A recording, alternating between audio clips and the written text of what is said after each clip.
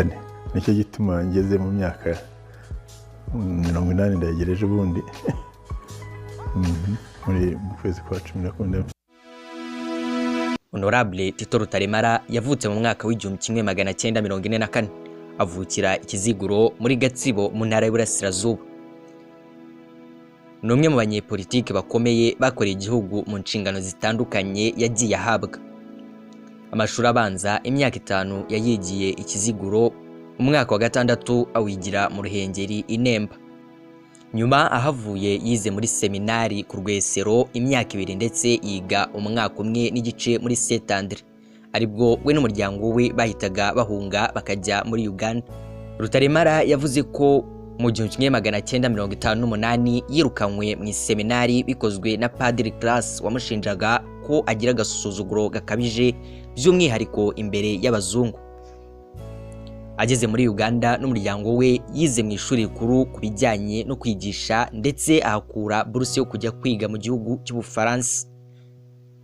Ahakura lisanse ndetse na doctora. We na bagenzi be mu buhunzi muri Uganda bakoraga imirimo y'ubuhinzi. Umuntu bakamuha umusiri agomba guhinga yawurangiza agahabwa igitoki cyo kurya.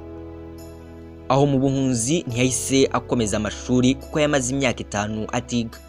Tito yabonye ishuri ahitwa Ibanda ajya kwiga ariko mu biruhuko akajya guhinga kugira ngo abone amafaranga y'ishuri.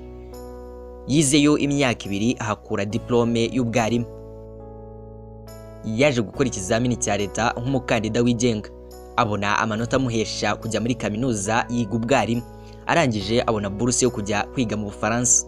Mu Bufaransa yigaga mu mujyi wa Clermont-Ferrand ndetse nk'umugande kuko atari kubana ibyangombwa yaza kubisaba kandi yari impunzi.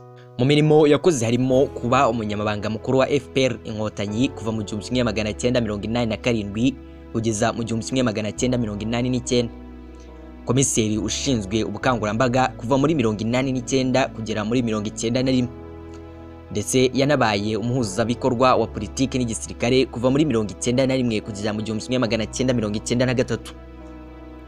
Yanabaye umudepite kuva muri 1995 kugera mu 2000.